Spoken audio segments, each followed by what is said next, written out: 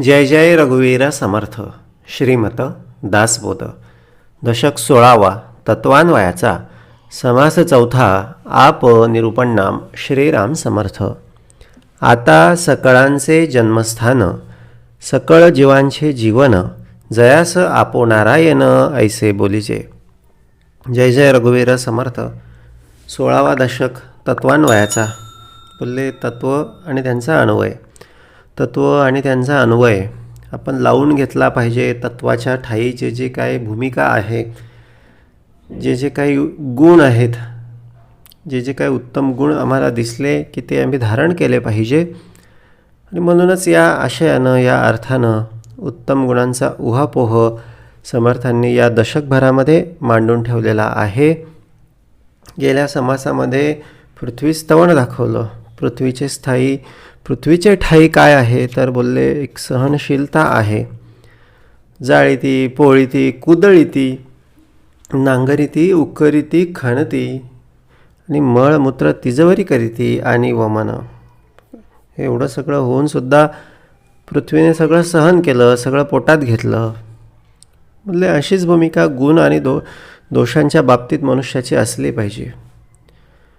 गुण बोलले ओठामध्ये ठेवण्याचा विषय आहे, बोलण्याचा विषय आहे.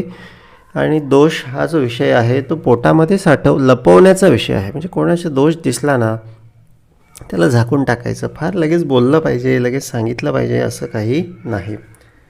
त्याने विचारला जर असेल तर मग एक चांगल्या शब्दामध्ये आपण सांगायला काही हरकत नाही. पण विनाकारणच उगाच कोणाचं तरी दोष उपनत बसायचं, कोणाची तरी निंदा करत बसायचं, हे काही वैष्णवाचं लक्षण नाही. हे काही भगवत भक्ताचं लक्षण नाही. आणि बऱ्याचदा काय होतं, बोलले ज्याची आम्ही निंदा करतो ना त्याची एखाद्या वेळेस काहीतरी अडचण असते म्हणा, किंवा काहीतरी त्याला आपण म्हणूया, हिंदीमध्ये त्याला शब्द वापरला जातो मजबुरी असते म्हणा, किंवा त्याच्याशिवाय पर्याय नसतो किंवा नाईलाज असतो असं आपण मराठीत जर म्हणायचं म्हटलं तर ते आपल्याला माहिती नसतं. पण आपण वरकरणी एखादी गोष्ट बघून एखाद्या व्यक्तीला, एखाद्या समजा समुदायाला जर नावं ठेवत असू तर बोलले हा आपला दोष आहे आणि ह्याचं आपल्याला पाप लागत असतं. निंदक असावा शेजारी असं तुकोबा का बोलतात तर याला कारण आहे. जो व्यक्ती निंदा करतो ना तो स्वतःच्या सगळ्या सामर्थ्यानं, स्वतःच्या सगळ्या पुण्यानं इतरांचं भलं करत असतो. म्हणजे एखाद्याचं विनाकारण आपण निंदा करायची म्हणजे आपल्याकडे असलेलं थोडंफार पुण्य आपण त्याला अर्पण करत असतो. आणि ह्या आशयाची अशी अनेक उदाहरणं सगळी आपल्याला शास्त्रांमध्ये, पुराणांमध्ये सापडतील. एखादा साधू पुरुष, त्याला जेव्हा एखाद्या गोष्टीची कमतरता भासते, सामर्थ्याची कमी भासते, किंवा त्याला काहीतरी पुण्य अर्जन करायचं असतं, एखाद्या साधनेत मन लागत नाही म्हणा, किंवा एखादं कार्य साध्य होत नाही आहे म्हणा, तर मग ते मुद्दाम म्हणून त्यांनी कुणाच्या तरी एखाद्या वाळीत टाकलेल्या किंवा एखाद्या निंदनीय कृत्य करणाऱ्या व्यक्तीच्या घरी जायचं, तिथे बसायचं, त्याच्यासोबत थोडा वेळ गावात फिरायचं. सगळे लोक बघतात आणि मग सगळे विनाकारण निंदा करतात. हे सगळ्या लोकांचं थोडं थोडं 5-10 रुपये जो जशी निंदा करेल तशी त्या साधू पुरुषाला भेटते आणि त्याचं कार्य साध्य होतं. अशी कितीतरी उदाहरणं पुराणांमध्ये आहे. म्हणजे याहीपेक्षा महत्त्वाचं काय आहे, का म्हणून आम्ही इतरांवर लक्ष केंद्रित करायचं. स्ववर ध्यान केंद्रित करण्यापेक्षा स्वतःच्या आतल्या खऱ्या स्वरूपाची अनुभूती घेण्यापेक्षा म्हणा, का म्हणून आम्ही बाहेर खाली असावं, बाहेर लक्ष आमचं असावं, बहिर्मुख आम्ही असावं. जो बहिर्मुख आहे बोलले त्याला काय झालेलं आहे तर बोलले त्याच्या चित्ताकडे अशांती प्राप्त झालेली आहे, किंवा त्याच्याकडे शोक उभा राहिलेला आहे, संताप उभा राहिलेला आहे.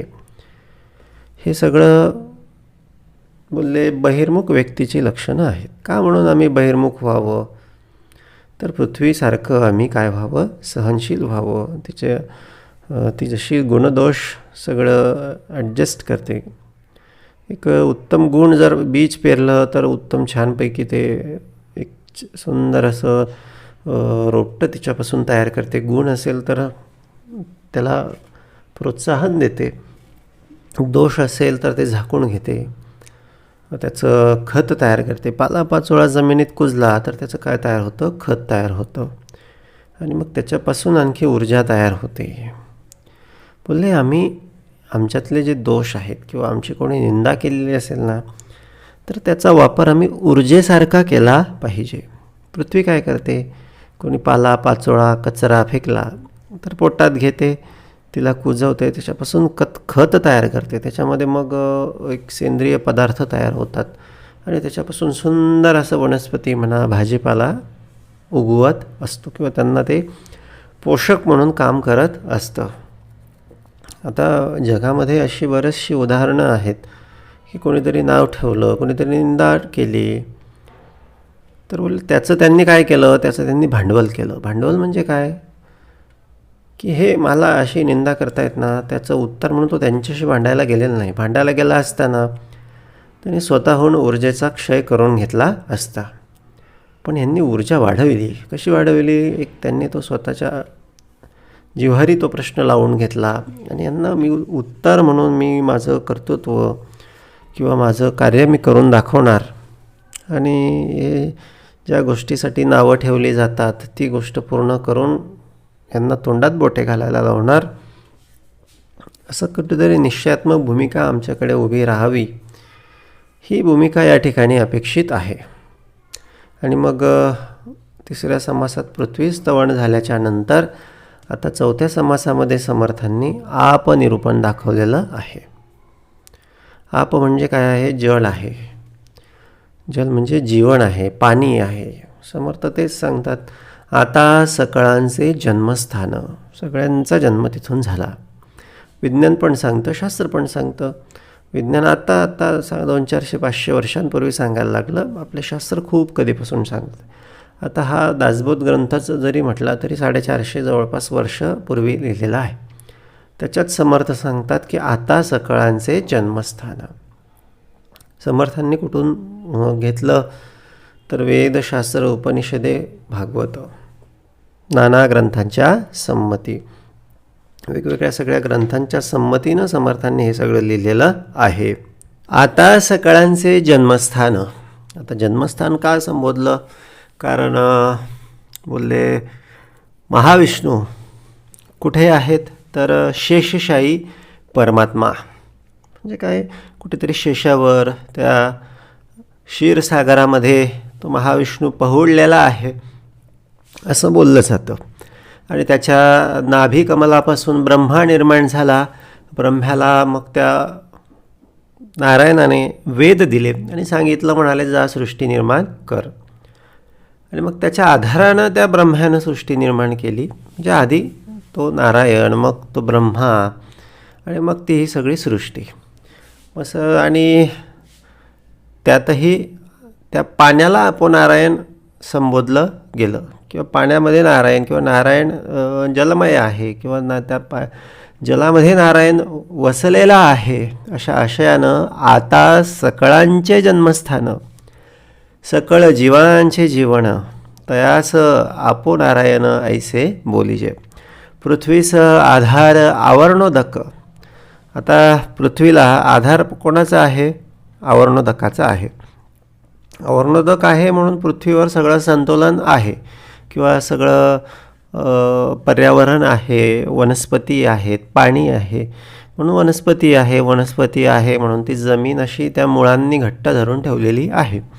आता झाडं जर तोडली तर काय होतं? त्या मुळ्या जे माती धरून ठेवतात बोलले ते जमिनीची धूप होते आणि माती पाण्यासोबत वाहून जायला लागते. म्हणून झाडं फार महत्त्वाची आहेत. झाडं केव्हा जगतील? तर बोलले पाणी असेल तर झाडं जगतील. हे सर्व पंचतत्व महत्त्वाची आहेत. आणि पृथ्वीवर तर फारच महत्त्वाचं आहे, कारण 71% भाग पाण्याचा आहे. पाणी नसलं तर सगळं जीवन या ठिकाणी नासून जाईल, एकही जीव या ठिकाणी अस्तित्वात राहणार नाही. सप्तसिंधूचे सिंधोदक, सप्तसिंधू या पृथ्वीवर आहेत, तेच सप्तसिंधू आपल्या सगळ्या अंतरीसुद्धा आहे. मग कुठले सप्तसिंधू? खारा समुद्र, उसाच्या रसाचा, दुधाचा, दह्याचा, घृताचा, गोड पाण्याचा, असे 7 सगळे हे सप्तसागर आहेत. तेच सप्तसागर पृथ्वीवर देखील आहे. सप्तसिंधूचे सिंधोदक, नाना मेघीचे मेघोदक, भूमंडळी चालिले. आणि सोबत आणखी पावसाने येणारं सगळं पाणी हे कुठे चालले? भूमंडळी चालिले. हे सगळं पाण्याची रूपं या भूमंडळावर अस्तित्वात आहेत. नाना नद्या नाना देसी, वाहत मिळाल्या सागरासी, लहान थोर पुण्यरासी, अगाध महिमे. आणि काय झालं मग? वेगवेगळ्या सगळ्या नद्या, जी की पाण्याचंच रूप आहे. नाना देसी, वेगवेगळ्या सगळ्या देशामध्ये, वेगवेगळ्या सगळ्या भागामध्ये काय झालं? ह्या सगळ्या नद्या वाहत वाहत मिळाल्या सागरासी. आकाशातम पतितम तोयम यथा गच्छती सागरम, सर्वदेव नमस्कारम केशवम प्रतिगच्छती. वेगवेगळ्या सगळ्या नद्यांचे, नाल्यांचं पाणी शेवटी कुठे जाऊन मिळतं? सागराला जाऊन मिळतं. तसं वेगवेगळ्या सगळ्या देवी देवतांच्या केलेल्या सगळ्या प्रार्थना कुठे जाऊन मिळतात? त्या सगळ्या त्या एका मुख्य त्या केशवापाशी, मुख्य नारायणापाशी जाऊन मिळतात. म्हणून भाव जेही आम्ही करत असू त्या ठिकाणी भाव महत्त्वाचा आहे. आणि भाव कसा असला पाहिजे? पाण्यासारखा. पाणी रे पाणी तेरा रंग कैसा. पाण्यामध्ये रंग नाही, त्याच्यामध्ये जे मिसळलेलं आहे त्याच्यानुसार त्याचा रंग दिसतो. आता त्याच्यात जर माती मिसळलेली असेल तर तो गढूळ दिसतो. त्याच्यात जर आणखीन बोलले काही एखादा रंग मिसळलेला असेल तर तसा त्याचा रंग होतो. म्हणून आमची प्रार्थना, आमची भक्ती देखील ही कोणासारखी असली पाहिजे? तर अर्थातच पाण्यासारखी असली पाहिजे, शुद्ध असली पाहिजे. त्याच्यामध्ये ना कामनेचा रंग मिसळला पाहिजे, ना कुठला आणखी त्याच्यामध्ये बोलले अहंकाराचा रंग मिसळला पाहिजे. शुद्ध भक्तीसाठी भक्ती, प्रेमासाठी प्रेम, उपासनेसाठी उपासना, अशा पद्धतीनं जर भक्ती असेल तर बोलले ती अशी भक्ती फलद्रूप व्हायला, फलश्रुत व्हायला काहीच वेळ लागत नाही. लहान थोर पुण्य राशी, अगाध महिमे. मग थोडं पुण्य कमी जास्त किती केली, कसं केलं हे महत्त्वाचं नाही.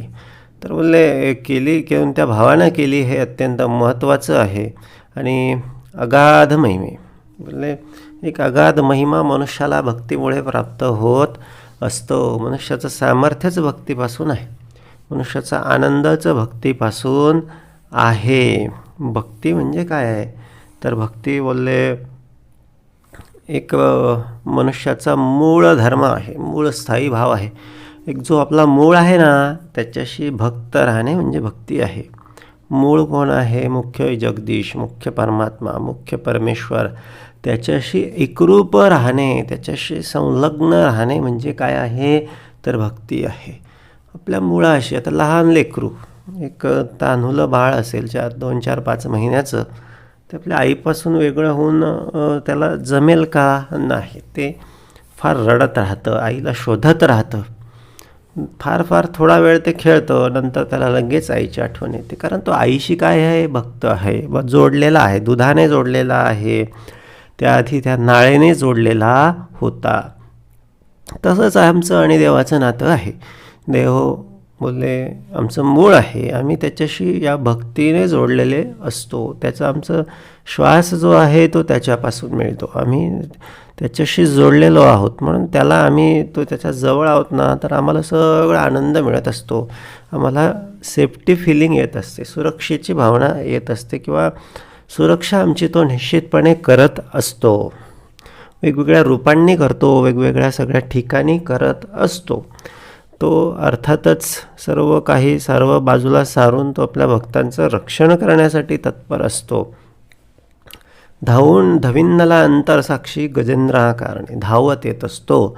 तो काही असा बोलले आपल्या भक्तांना असा उघड्यावर सोडणारा नाही. म्हणून वाहत मिळाल्या सागरासी लहान थोर पुण्यरासी अगाध महिमे. नद्या पर्वतीहून कोसळल्या नाना सांकडीमध्ये रिचवल्या धबाबा खळाळा चालिल्या असंभाव्य.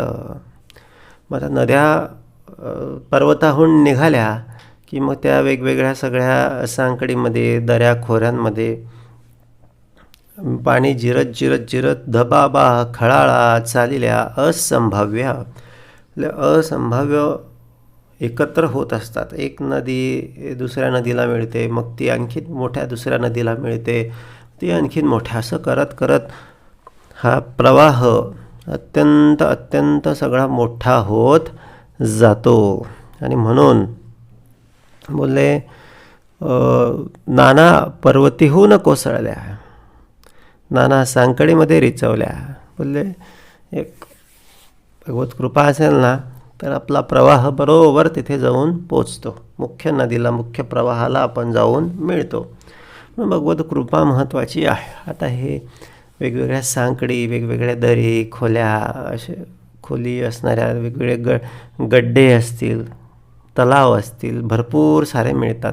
पण आपल्याला कुठे जायचं आहे तर एका मुख्य सागरापर्यंत पोहोचायचं आहे. मग जोपर्यंत त्याला भेटत नाही तोपर्यंत व्हायचं आहे.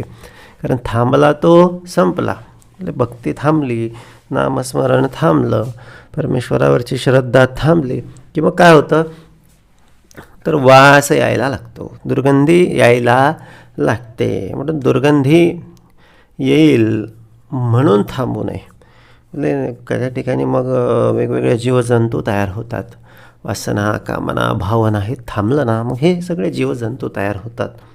परमार्थ थांबला, भक्ती थांबली, नामस्मरण थांबलं की मग हे असे वेगवेगळे सगळे जीव तयार होतात. पण दुर्गंधी सुटते, पाणी पिण्यायोग्य राहत नाही. म्हणून असं थांबवू नये, रिचवून टाकायचं, थोडा धीर धरायचा. थोडं परिस्थिती आली, संकट आलं, अडचणी आल्या, थोडा धीर धरायचा, भगवंतावर विश्वास व्यक्त करायचा. बोलले निश्चितपणे भगवंत काही ना काही मार्ग आपणासाठी त्या ठिकाणी दाखवून देत असतोच. थोडा वेळ धीर धरायचा, धीर धरायचा, धीर धरायचा. आणि बोलले तो आपल्या भक्तांचा अशा पद्धतीनं सदा सर्वदा देव सन्निध आहे. तो निश्चितपणे सन्निधच असतो, जवळच असतो. आणि कृपाळूपणे फार फार तो अशी कठीण परीक्षा घेत नाही किंवा फार असं अतिसंकटामध्ये आपल्याला तो जाऊ देत नाही. थोडेसे संकट त्या ठिकाणी तो आपली परीक्षा बघत असतो. कृपाळूपणे अल्प धारिष्ट आहे, थोडंसं धारिष्ट बघत असतो. तेवढं धारिष्ट आपण दाखवलं पाहिजे, तेवढा तरी विश्वास आपण दाखवला पाहिजे. म्हणून लहान थोर पुण्यराशी अगाध महिमे. म्हणून अगाध महिमा आहे भक्तीचा, भगवंताचा, परमार्थाचा, सद्गुरु कृपेचा. तो आपण त्यांच्याशी आपण भक्त राहिलो पाहिजे. नद्या पर्वतीहून कोसळल्या, धबाबा खळाळा चालिल्या असंभाव्य. आणि मग कुठून का कोसळू द्या ना, खळाळत आपण सगळं जाणार आहोत.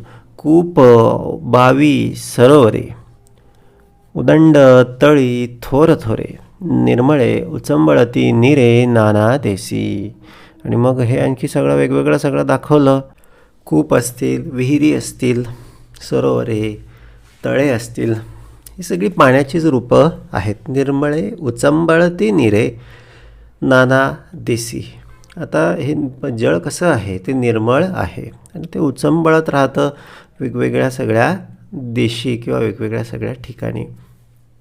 गाये मुखे पाट जाती, नाना कालवे वाहती, नाना झऱ्या झिरपती झरती निरे. कालवे असतील, पाट असतील, झरे असतील, हे सगळी वेगवेगळी सगळी रूपं त्या नारायणाची आहेत, आपो नारायणाची आहेत.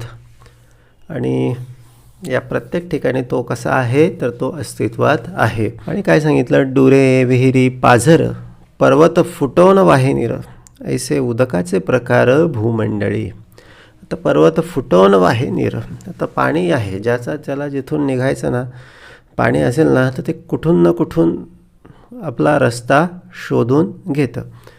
मग ते पर्वतातून सुद्धा निघतं, दगडांमधून सुद्धा निघतं, पण पाणी साचू देऊ नाही. पाणी साचलं की बोलले ते कुठून ना कुठून निघण्याचा प्रयत्न करतं. ते जिरत जातं आणि ती सगळी समोरची वस्तू सगळी खराब होत जाते किंवा तिला तडे जातात किंवा त्या जे त्या सगळ्या दगडाला म्हणा किंवा त्या सगळ्या बांधकामाला काय करतं, तडे पाडतं आणि मग एक एक थेंब थेंब पाणी गळायला लागतं. मग पुढे आणखी ते सगळं वाढत जातं. बोलले हा कशाचा परिणाम झाला? पाणी साचण्याचा परिणाम झाला. पाणी साचणे म्हणजे काय? बोलले एक अहंकाराचं, मीपणाचं किंवा वासनांचं पाणी जर साचलं तर ते हे सगळं अशा पद्धतीनं बोलले आपलं सगळं जहाज असं बुडवल्याशिवाय राहत नाही. म्हणून साचू देऊ नये. म्हणजे शिकत राहावं, नवनवीन सगळ्या गोष्टी जाणत राहाव्या, व्यायाम करत राहावा. आयुष्य हे फार सुंदर आहे, त्याला असं साचू देऊ नये. जितुके गिरी तितुक्या धारा, कोसळती भयंकरा, पाभळ वहाळा अपारा, उकळ्या सांडती. आता जेवढे गिरी म्हणजे काय? पर्वत आहे. जेवढे गिरी तेवढ्या धारा.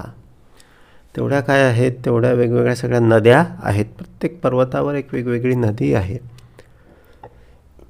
त्या नद्यांचा उगम कुठून असतो? तर डोंगरावरून असतो. डोंगराच्या वरती पठार असतं. त्या पठारावर पाऊस झाला की मग ते सगळं पाणी एका ठिकाणी कुठेतरी येतं आणि तिथून ते खाली पडतं, दरीमध्ये पडतं. आणि मग तो काय असतो? तो उगम असतो, त्या नदीचा उगम असतो. आणि ऐसे उदकाचे प्रकार भूमंडळी. आणखी हे उदाहरण झालं. आणखीन असे बरेच आहेत प्रकार की त्या ठिकाणी पाणी वेगवेगळ्या मार्गानं सगळं वाहत राहतं. भूमंडळीचे जळ आघवे, किती म्हणोनी सांगावे, नाना कारंजी आणावे, बांधोनी पाणी. आणि भूमंडळावर तर सगळीकडे पाणीच पाणी आहे. साधी गोष्ट आहे, 71% पाणी आहे, 29% जमीन आहे. त्याच्यामुळे कुठे ना कुठे पाणी हे असणारच आहे. एखाद दुसरा भाग असतो की ज्या ठिकाणी खडक असतो म्हणा किंवा पाणी झिरपायला, पाझर यायला जागा नसते. नाहीतर बहुतेक ठिकाणी काय आहे तर पाणी आहेच आहे. डोहो डवंके खबाडी टाकी, नाना गिरिकंदरे अनेकी, नाना जळे नाना लोकी वेगळाली. आणि मग ते मोठे झाल्यानंतर हे छोटे छोटे डोह असतील, डबके असतील, टाक्या वगैरे वगैरे वगैरे, हे सगळे लोकांनी मग पाणी साठवण्याच्या वेगवेगळ्या सगळ्या पद्धती आपापल्या घरी बांधून ठेवलेल्या आहेत. पाणी बांधून ठेवलं म्हणजे काय आहे तर हे त्याचा वापर करता येतो. साठा असेल भरपूर तर अडचण येत नाही. म्हणून पुण्यसंग्रह असल्या गाठीशी काय पाहिजे तर पुण्यसंग्रह असायला पाहिजे. पुण्यसंग्रह असला ना की मग बोलले अडीअडचणीमध्ये तो कामात येतो. पण पुण्य अधिक अधिक अधिक अधिक पुण्यसंग्रह आपण करत राहिलो पाहिजे. सदान कदा जेव्हा वेळ मिळेल, जसा वेळ मिळेल, अमुक एका वेळेस मला वेळ मिळाला की मी असं करेल, मी तसं करेल, असं म्हणणाऱ्यांना कधीच वेळ भेटत नाही. म्हणून अभ्यास असेल म्हणा किंवा भक्ती असेल म्हणा, उपासना असेल म्हणा, हे जसं जसा वेळ भेटेल तसं तसं सगळं करत राहावं लागतं. आणि म्हणून बोलले जितुके गिरी तितुक्या धारा, कोसळती भयंकरा, पाभळ वहाळा अपारा, उकळ्या सांडेती. भूमंडळीचे जळ आघावे, किती म्हणून सांगावे, नाना कारंजी आणावे, बांधून पाणी. डोहो डबके हे त्यानंतर समर्थांनी दाखवलं. आणखीन त्याच्या पुढे आणखी काय आहे, तीर्थे एकाहून एक, तीर्थाचा प्रकार आहे पुढे आणखी. तीर्थे एकाहून एक महापवित्र पुण्यदायक अगाध महिमा शास्त्रकारक बोलवून गेले. अंकित जळ कुठे असतं तर प्रत्येक तीर्थावर असतं, किंबहुना जिथे जळ असेल, नदी असेल, अशाच ठिकाणी तीर्थ असतं. आता तिथे जे होऊन गेले त्यांनी त्या सगळ्या जळामध्ये त्याच्या जळाला त्यांचा स्पर्श त्या ठिकाणी झालेला आहे, किंवा त्या जळाच्या त्या सगळ्या स्रोताला त्यांचा स्पर्श झालेला आहे. त्या पाण्याच्या रूपानं ती सगळी चेतना त्या ठिकाणी अजूनही अस्तित्वात असते. म्हणून आपल्याकडे ते पुण्यप्राप्तीसाठी म्हणा, पापक्षालनासाठी म्हणा, तीर्थांवर बोलले त्या ठिकाणी लोक जातात आणि आपलं सगळं स्नानादी वगैरे करतात. आता जमीन आहे, हवा आहे, हे पूर्णपणे बोलले हवा कसं चंचळ आहे, वायू तो सगळीकडे पसरत असतो, पण त्या सगळ्या स्रोतावर असणारं ते जळ जे आहे ना, ते जळ सर्वांगाला स्पर्श करतं. त्याच्यामुळे ती चेतना आपणाला प्राप्त होत असते. अगाध महिमा शास्त्रकारक हे सगळीकडे आहे, सगळ्या शास्त्रांमध्ये हे सगळं वर्णन आलेलं आहे. नाना तीर्थांची पुण्योदके, नाना स्थळोस्थळी शीतळोदके, तैसीच नाना उष्णोदके ठाई ठाई. आणि मग असे वेगवेगळ्या स्थळी, वेगवेगळ्या ठिकाणी काय आहेत तर उदके आहेत, पाणी आहे, काही पुण्योदके आहे, काही उष्ण पाणी, उष्ण जळ काही ठिकाणी आहे, काही ठिकाणी शीतळ जळ आहे. आणि हे ठाई ठाई आहे, सगळीकडे हे पाणी आहे. पाण्याशिवाय पाणी आता ते आपोआप राहण्याचं स्वरूप म्हटल्यामुळे ज्या अर्थी परमात्मा सगळीकडे आहे त्या अर्थी पाणी पण सगळीकडे आहे. कारण पाणीच्या रूपानं, वायूच्या रूपानं, सर्वांच्या रूपानं तोच सगळीकडे विराजमान आहे. म्हणून बोलले नाना अवल्लीमध्ये जीवन. पण सजीवांमध्ये एक लक्षण प्रमुख आहे, ते काय आहे तर जीवन. एक वेळ त्यांच्याकडे ते हरित लौके वगैरे बाकीचे अवयव वगैरे कमी जास्त असतील, पण जीवन पाणी हे प्रत्येकामध्ये आहे. जणू काही तो आपोनारायणच त्या जळाच्या रूपानं त्यांच्यामध्ये वास करतो. म्हणून हे पाणी फार महत्त्वपूर्ण आहे. पाणी म्हणून बरेच जण असं नको त्या ठिकाणचं पाणी पित नाही, कारण त्या पाण्यामध्ये आपले ते तरंग असतात, आपल्या स्वभावाचे, आपल्या गुणदोषांचे तरंग त्या ठिकाणी असतात. म्हणून काही लोक अमुक ठिकाणचं मी घेत नाही, खात नाही, पित नाही असं सांगतात. त्याच्यामागची ही भूमिका आहे. पण अर्थातच आपल्याकडे जर शुद्ध भूमिका असेल तर काही कुठलं काही आलं तरी काही आपल्याला काही फरक पडत नाही. आता हृदयात जर पवित्र शुद्ध असेल, अंतरी जर ईश्वराचं अधिष्ठान असेल, तर बाह्य सगळ्या अदृष्ट शक्ती, अदृश्य शक्ती, दुष्ट सगळ्या व्यक्ती काय आपलं करू शकणार आहे? काहीच करू शकत नाही. पण त्यातल्या त्यात आपण काळजी घेतली पाहिजे. जाऊ नये तेथे जावे, विवेके असावे. म्हणजे काळजी घेतली काय पाहिजे की आपण नको त्या ठिकाणी जाऊ नये, जिथे पाय घसरून जाईल अशा ठिकाणी जाऊ नये. नाना तीर्थांची सगळी पुण्यदोके वगैरे जे शुद्ध आहे, पवित्र आहे, अशा ठिकाणी आपण नित्य वास केला पाहिजे.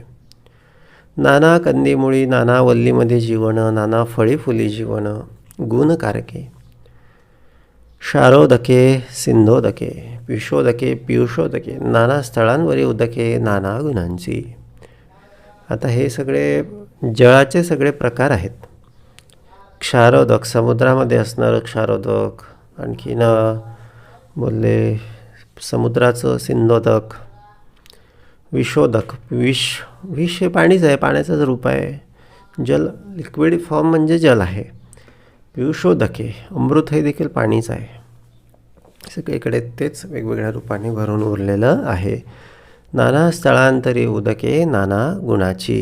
नाना युक्षदंडाचे रस, नाना फळांचे नाना रस, नाना प्रकारीचे गोरस, मद पारा गुळत्र. वेगवेगळे रस आहेत. फळांचे असतील, ऊसाचा रस असेल, गोरस असेल, मध, एक अंमली पदार्थ वगैरे, पारा, गुळत्र, म्हणजे सगळ्यांच्यामध्ये काय आहे तर जळ आहे. नाना मुक्ताफळांचे पाणी, नाना रत्नी तळपे पाणी, नाना शास्त्रांमध्ये पाणी नाना गुणाचे. मुक्ताफळं असतात, त्याच्यापासून मोती तयार होतात. आणि रत्न हे पण आधी पाणीच होते, किंवा त्याच्यामध्ये जे आहे चमकतं ते पण जळच आहे. ही सगळी पाण्याचीच रूपं आहेत. नाना शास्त्रांमध्ये पाणी नाना गुणाचे. नाना शस्त्र जे असतील, तलवार असेल वगैरे वगैरे, याला तापवलं तर त्याचं पाणीच होतं. म्हणजे आधी ते कुठेतरी पाणी रूपात होतं, नंतर त्याचं काय झालं, स्थायू रूप सगळं झालं. अशा पद्धतीने हे वेगवेगळ्या रूपामध्ये, वेगवेगळ्या सगळ्या श्रेणीमध्ये पाण्याचे सगळे गुणधर्म आपल्याला बघायला मिळतात.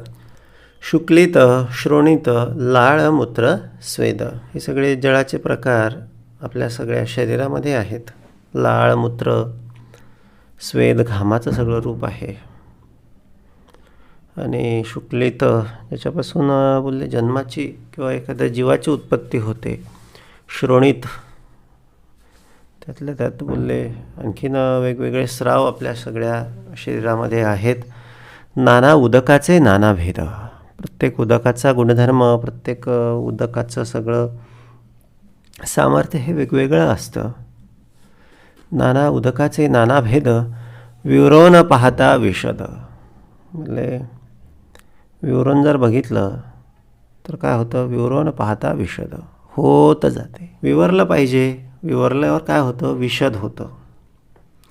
म्हणजे कुठलं का घटना असू द्या, प्रसंग असू द्या, इथं बोलीला विशद भक्तिमार्ग. विशद केल्यावर कळतं की याच्यामध्ये काय आहे. घटनेमागे काही ना काही कार्यकारण भाव असतो. मी काहीच केलं नाही किंवा माझा काहीच दोष नाही, तरी माझ्या नशिबामध्ये, तरी माझ्या भाळी एखादं प्रसंग आला किंवा एखादी घटना घडली, असं एखादं म्हणत असेल तर ती काय आहे, तर ती चुकीची गोष्ट आहे. खरं तर बोलले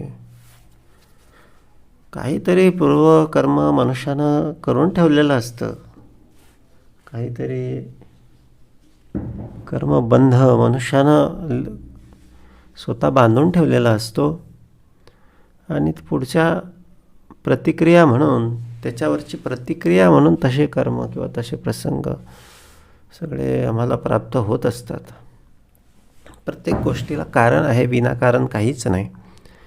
विनाकारण असं झालं, विनाकारण तसं झालं, मी काहीच केलं नाही, मी असं केलं, काय नाही. कुठेतरी काहीतरी आहे. त्याच्यामुळे काय झालं, त्याच्यामुळे बोलले हे सगळं आपणाला त्या ठिकाणी भोगावं लागत असतं. मना त्वांची रे पूर्वसंचित केले, मना त्वांची रे पूर्वसंचित केले, मना त्वांची रे पूर्वसंचित केले. एक पक्क लक्षात ठेवायचं. आपण जसं संचित करतो त्यासारखे भोगने प्राप्त झाले, त्याच्यासारखं भोग आपल्याला प्राप्त होत असतात. उदकाचे देह केवळ, उदकाचे ची भूमंडळ, चंद्रमंडळ, सूर्यमंडळ उदकाकरिता. उदकापासूनच सगळं देहाची निर्मिती झाली. जेव्हा सुरुवातीला आईच्या उदरामध्ये एक मनुष्याचा देह म्हणजे काय होता, तर एक पाण्याचाच बुडबुडा होता, पाण्याचाच थेंब होता. आणि त्याच्यापासून मग पुढे अवयव तयार होत गेले. म्हणून या ठिकाणी समर्थांनी म्हटलं की उदकाचेच देह केवळ, उदकाचेच भूमंडळ. तर मातीची निर्मिती किंवा पृथ्वीची निर्मिती ही देखील पाण्यापासूनच झालेली आहे. पाणी जर तापवलं, पातेलभर जर पाणी आपण गॅसवर तापवलं, तर त्याच्या तळाशी आपल्याला काय दिसेल, अशी भुकटी, चिमूटभर भुकटी त्या ठिकाणी जमा झालेली दिसेल.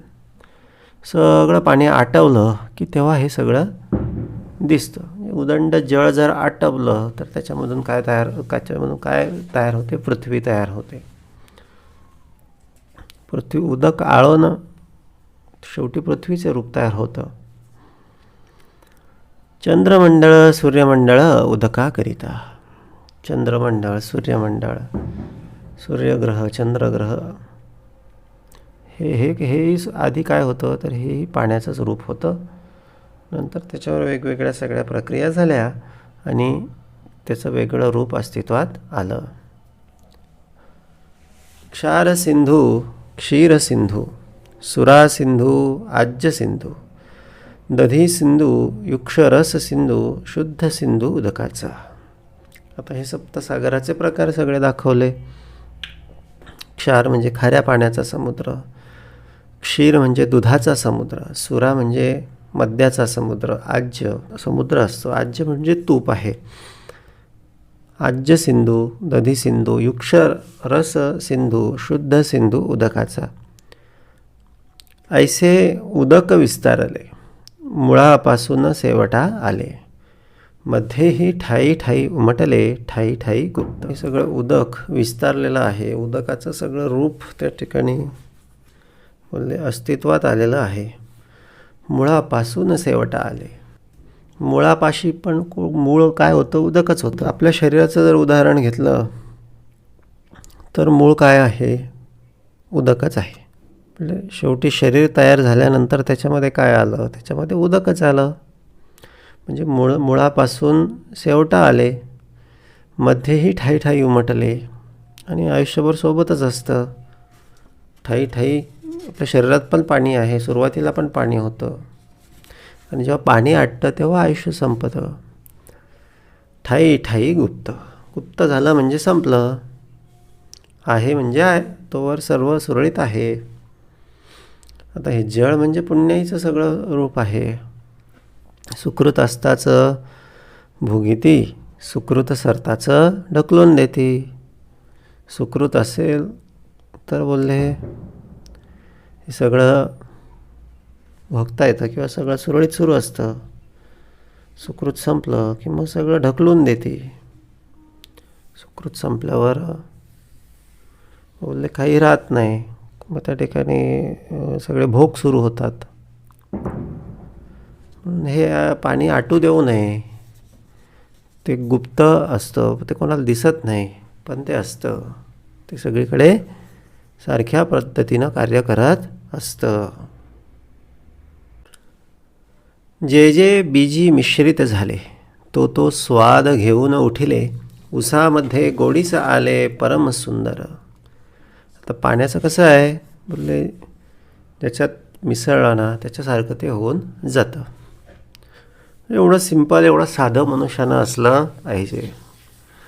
एवढं साधं म्हणजे कसं? ठेविले आनंदे तैसेची असावे.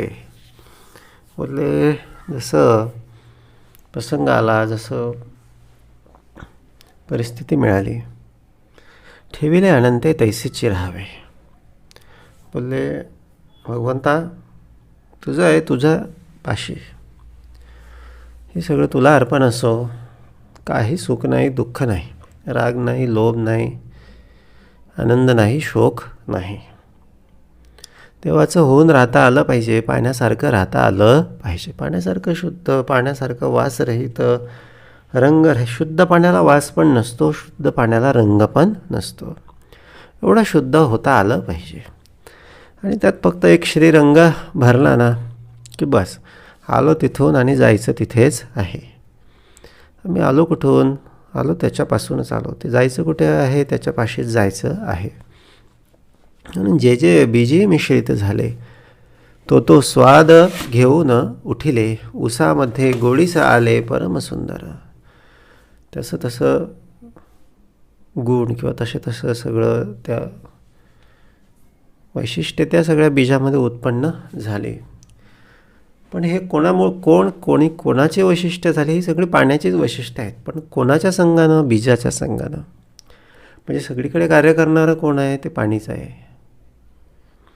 उसामध्ये गोडीस आले परम सुंदर. तेच पाणी ऊसामध्ये गेलं, ऊसाच्या संगतीत मिळालं, ऊसाच्या त्या पेराला मिळालं आणि अत्यंत गोड, अत्यंत मधुर, अत्यंत सुंदर असं सगळं ते मिश्रण तयार झालं. उदकाचे बांधा हे शरीर, उदकची पाहिजे तदनंतर, उदकाचा उत्पत्ती विस्तार किती म्हणून सांगावा. बोले शरीराचा बांधा कोणापासून तयार झाला, हाडं कोणापासून तयार झाली, अवयव कोणापासून तयार झाले, उदकापासूनच तयार झाले. उदकची पाहिजे तदनंतर, नंतर काय पाहिजे, नंतर काय आलं, उदकच आलं. उदकाचा उत्पत्ती विस्तार किती म्हणून सांगावा. नंतर पण प्यायला पण उदकच पाहिजे, उदक हेच जीवन असतं. आणि हे अशा पद्धतीनं त्याचा हा उत्पत्ती आणि विस्ताराचा हा सगळा भाग आहे. त्याचं किती म्हणून वर्णन करावं असं समर्थ या ठिकाणी सांगतात. उदक तारक, उदक मारक, उदक नाना सौख्यदायक, पाहता उदकाचा विवेक अलोलिक आहे.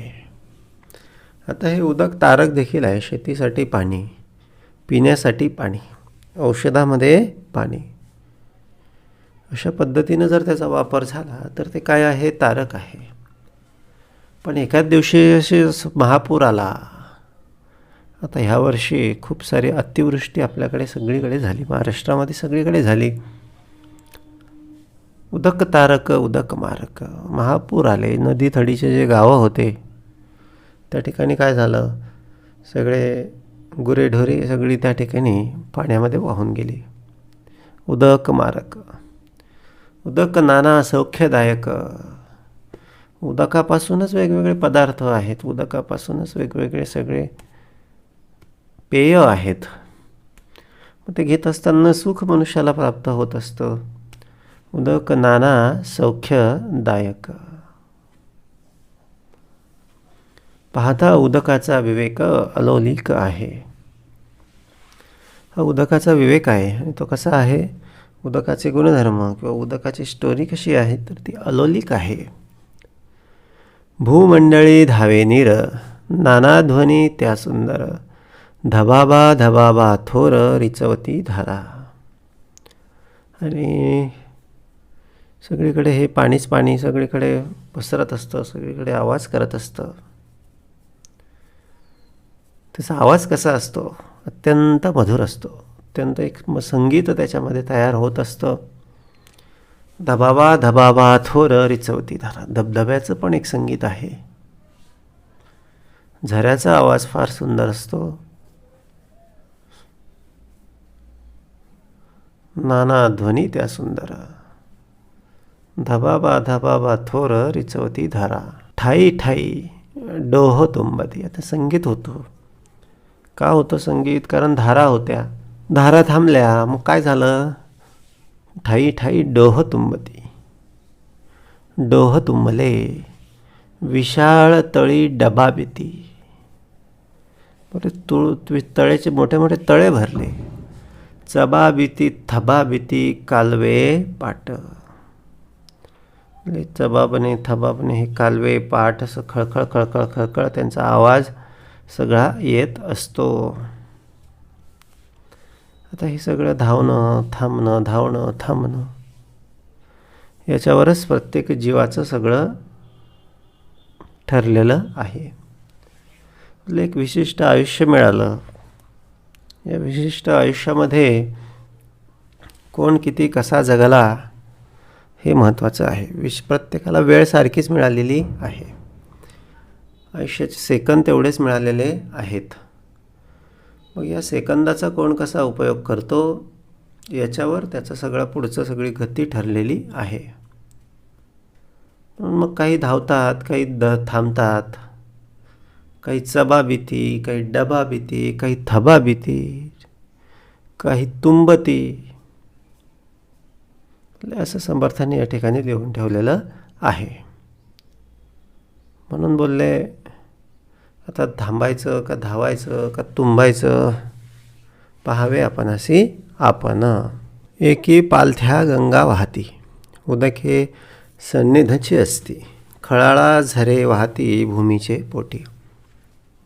तर पालथ्या गंगा भूमीच्या पोटामध्ये एक पाण्याचे सगळे झरे सुरू असतात. आपण जेव्हा बोअर करतो, विहीर खणतो, तेव्हा यातलाच एखादा झरा आपल्याला सापडतो आणि पाणी लागलं आपण असं म्हणतो. कुठेतरी एखाद्या जळाशयातून सगळे जमिनीमध्ये जाणारे हे सगळे पाझर त्या जमिनीतल्या मार्गानं फटींमधून प्रवास करत असतात. तर बोलले ज्याचा जिथे कार्यभाग आहे, बोलले जे प्रारब्धामध्ये आहे ते हर प्रकारे आपणाला मिळणारच, याच्यामध्ये काहीच शंका नाही. नशिबात आहे ते आज ना उद्या वेगवेगळ्या मार्गानं आपल्यापर्यंत पोहोचणारच. नशिबातला आपल्यापासून कोणी हिरावू शकत नाही. त्यामुळे फार असा शोक करू नये. एखादे प्रसंगी, एखादे समयी जर का आपणाला काही त्या ठिकाणी एखादी गोष्ट मिळाली नाही किंवा एखादा कार्यभाग आपला झाला नाही, तर असा फार काही असा शोक करू नये. कारण काय की म्हणजे काहीतरी असेल, तिथे कमतरता होती म्हणून किंवा प्रारब्ध नव्हतं म्हणून काही गोष्ट मिळाली नाही. पण जे असेल प्रारब्धामध्ये ते आपल्याला वाटलं जरी की हे मिळालं नाही, तरी इतर कुठल्या तरी मार्गानं सगळं ते आपल्यापर्यंत येऊन पोचतं. म्हणून बोलले पालथ्या गंगा वाहती उदके सन्निधची असते. आता काहींचं कसं असतं, उदक सन्निधच असतं, सगळं आहे पण भोगता येत नाही. उदक सन्निधची असते. घरात सगळं आहे, लाडू आहे, पेढा आहे, आणखीन म्हणजे साखरेचे सगळे बनलेले सगळे पदार्थ आहेत, पण खाता येत नाही. का खाता येत नाही? शुगर आहे, मधुमेह आहे. मग प्रारब्धात नाही. उदक सन्निध आहे पण काही घेता येत नाही. खळाळा झरे वाहती भूमीचे पोटी. जमिनीतून मग हे सगळे झरे वेगवेगळ्या मार्गानं वाहत असतात. भूमी गर्भी डोह भरले, कोणी देखिले ना ऐकिले, ठाई ठाई झोविरे झाले विद्युल्लतांचे. आता विद्युल्लता म्हणजे काय? विजा. आकाशात विजा चमकतात. हे काय करतात? हे भूमीमध्ये जिथे पाणी आहे अशा ठिकाणी जाऊन तो भार, ऋण प्रभार जो असतो, विद्युत भार जो असतो, तो शांत होत असतो. याला कारण काय आहे की भूमीमध्ये डोहो भरले, भूमीमध्ये भरपूर पाणी आहे. कोणी देखिले ना ऐकिले, खूप सारं पाणी जमिनीमध्ये आहे. कारण साधी गोष्ट आहे, ते 71% जर पाणी असेल, 29% जर जमीन असेल, तर अशी खूप सारी शक्यता आहे की ते पाणी आतमध्ये सगळं, जिथे जिथे जमीन आहे त्याच्या आतमध्ये पण पाणी असेल. इकडून तिकडून सगळं झिरपत आलेलं, इकडून तिकडून सगळं पाझरत आलेलं. कोणी देखिले ना ऐकिले, ठाई ठाई झोविरे झाले विद्युल्लतांचे. आणि अशा पद्धतीनं ठिकठिकाणी जिथे जिथे पाणी आहे तिथे तिथे वीज येते आणि सगळी शांत होत असते. सुखामागून दुःख, एक पाण्यापाशी उष्णता, उष्णतेपाशी पाणी, हे चक्र सतत सतत सतत सगळं पर्यावरणामध्ये सुरू असतं. तसं मनुष्याच्या आयुष्यामध्ये देखील सुखामागून दुःख, दुःखामागून सुख, हे असं सतत सतत सुरू असतं. पण फार सुख आलं तर हुरळून जाऊ नये, कारण दुःख लगेच पुढे ठेवलेलं असतं. फार दुःख झालं म्हणून फार खचून जाऊ नये, किंवा असं फार काहीतरी एकदम असं काहीतरी टोकाचा निर्णय घेऊ नये. काही ना काही आपल्यासाठी भगवंतानं पुढे चांगली गोष्ट ठेवलेली आहे. काही ना काही आपल्या प्रारब्धात चांगली गोष्ट असणारच आहे. हे सगळं एकामागून एक सगळं सुरू असतं. पृथ्वी तळी पाणी भरले, पृथ्वीमध्ये पाणी खेळे, पृथ्वीवरी प्रगटले उदंड पाणी. अशा पद्धतीनं पृथ्वीच्या तळामध्ये पाणी आहे, पृथ्वीच्या वरती पाणी आहे, मध्यभागी सुद्धा पाणी आहे. सगळीकडे काय आहे? पाणीच पाणी आहे, उदंड पाणी. अशा पद्धतीनं हे जळतत्व समर्थांनी या ठिकाणी विस्तारलं. स्वर्ग मृत्यू पाताळी, एक नदी तीन ताळी, मेघोदक अंतराळी वृष्टी करी. आता एक नदी तीन ताळी, स्वर्ग मृत्यू पाताळी.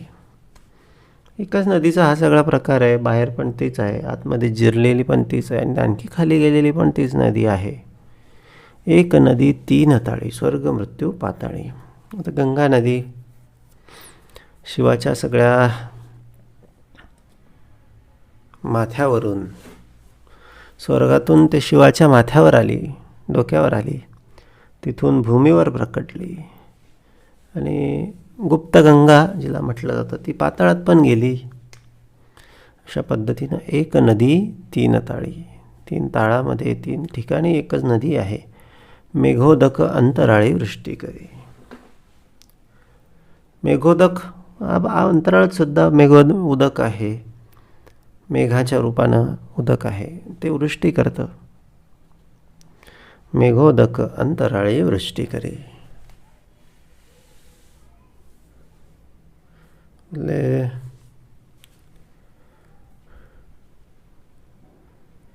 अंतराळ मध्ये सुद्धा वाफेच्या रूपानं जल आहेच आहे, पण आणखी जमिनीवर मग ते काय करतं? वृष्टीच्या रूपानं ते खाली जमिनीवर येत असतं. पृथ्वीचे मूळ जीवन, जीवनाचे मूळ दहन, दहनाचे मूळ पवन, थोराहून थोर. आता पृथ्वीचं मूळ कोण आहे? जीवन आहे, कारण त्याच्यापासून पृथ्वी तयार झालेली आहे. पृथ्वीवरील सगळी जीवसृष्टी ह्या उदकापासून सगळी सुरळीत सुरू असते. पण मग हे उदक कुठून आलं? तर अग्नीपासून आलं. जीवनाचे मूळ दहन.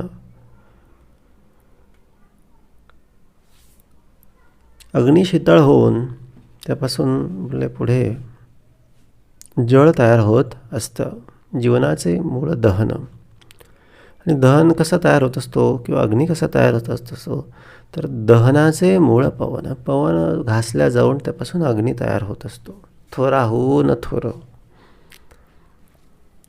थोराहून थोर पवन, आणि त्याहून थोर परमेश्वर. बघा, ते फार सुंदर समर्थांनी दाखवलं. पृथ्वीहून श्रेष्ठ जीवन आहे, जीवनाचं श्रेष्ठ अग्नी आहे, अग्नीहून श्रेष्ठ पवन आहे, आणि पवनाहून थोर काय आहे? तर महत्भूत, म्हणजे जे अंतराळ आहे, आभाळ आहे, आकाश आहे, ते थोर आहे, म्हणजे तेच परमेश्वराचं रूप आहे. आणि त्याहून थोर परात्पर परब्रह्म, आणि जे निर्गुण निर्विकार आहे ते परब्रह्म आणखी शेवटी हे सगळ्यात थोर आहे. अशा पद्धतीने ही सगळी भूमिका समर्थांनी या ठिकाणी आपाची आपणाला या ठिकाणी विशद करून दाखवली. तर एका प्रकारे या सगळ्या तत्वांपासून पुढे काय समर्थ आपल्याला कुठपर्यंत घेऊन जात आहे? तर परब्रह्म, त्या परब्रह्मापर्यंत समर्थ आपणाला या ठिकाणी घेऊन जात आहे. हे तत्व सगळे निरसन करावं, तत्व सगळे जाणून घ्यावे, तत्वांची मर्यादा ओळखून घ्यावी, तत्वांचा अन्वय समजून घ्यावा.